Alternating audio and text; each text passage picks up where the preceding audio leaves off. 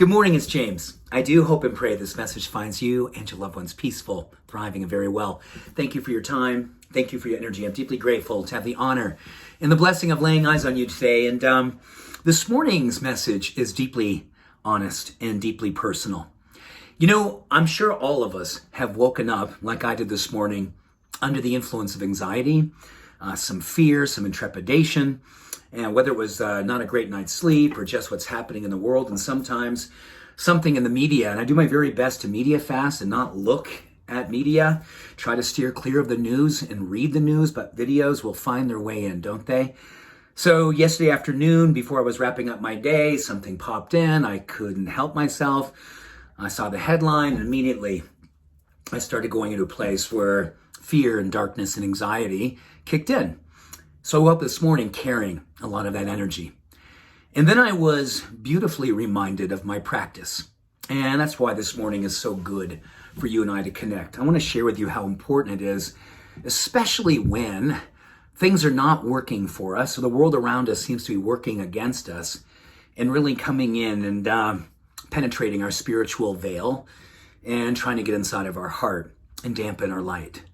So when that happened to me this morning, I was reminded of why, no matter what's happening out there, I have a practice. And my practice is an absolute. No matter what, I always make sure between my movement, my nutrition, and my meditation, they are absolute non-negotiables. They always happen.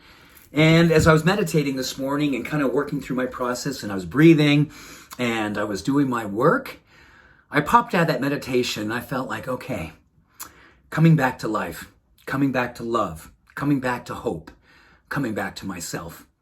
And I wanted to write down the 5 things that happen under the influence of meditation. The beauty is this can be 4 minutes. This can be literally a few minutes a day. And the most important thing is we don't say, oh, I've only got an hour once a week, so I'll do it once a week. Carve out a few minutes every single day and do everything you can to create the same time every single day. It helps our mind, it helps our brain, it helps our body. The more that we can be consistent with the right time each and every day, in a few minutes to give yourself permission to experience this. So number 1, when we meditate, this is what happened this morning, empathy, social awareness, intuition, compassion, self-awareness, self-acceptance, and love are the emotional shifts that happen under the influence of meditation. We open up parts of our brain that literally help those emotions. Those neurochemicals, those hormones are rising under the influence of our meditation. At the same time, number 2, we're quieting the amygdala. That's what happened yesterday. When I saw that news piece and it came in, my amygdala kicked in, which is my fear center, which is where I lose my hope and where my guard comes up. And I feel spiritually, I'm on the edge.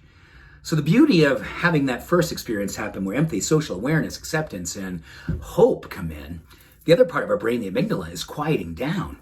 The third thing that's happening is blood flow is moving to something called the anterior cingulate.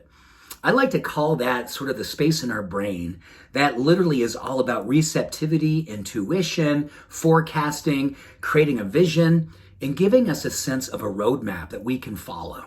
A roadmap that gives us more purpose, more peace, helps us set a tone so when things are coming at us during the day, we have a way of finding our way through it. We can weave ourselves into the fabric of peace throughout the day and not let things that we can't control that come in knock us off our heart, knock us away from our soul, but help us to stay engaged to what it is that helps us to stay in that space of peace and possibility. It helps us to actually lower fear-motivated experience is mindless reflexes. You know, when something happens and there is a stimulus and a response, under the influence of meditation, we get another moment, literally a nanosecond, to think and behave differently, to react differently. If you ever found yourself being triggered and just kind of jumped into something, go, oh my gosh, I don't want to behave that way. I don't want to react that way. A few minutes of meditation will expand that moment and help us be more mindful. So when we're ready to react, ready to speak, ready to take action, it's coming from a deeper place of hope and love and compassion and self-awareness. And lastly, meditation is linked to exceptional new thinking. And I think for a lot of us, these last few years, there's been a ruminating loop of constant regurgitation of emotions, of thoughts, of things that happened historically that we just kind of go back to. And that's this ruminating loop that is so akin to when we've been through fear and trauma and challenges, or the present state of the world can get us to push back into cyclical thinking that can be dark. Meditation helps to lift us out of that space and put us in a place of grace. Exceptional thinking, new thinking, creative thinking that allows us to emancipate ourselves, free ourselves from that self-oppression, and move us into a space where we become the change we wish to see and be in the world. The beauty of meditation, and me getting a chance to learn and practice how important it is for me from yesterday to seeing you again this morning. We've all got work to do.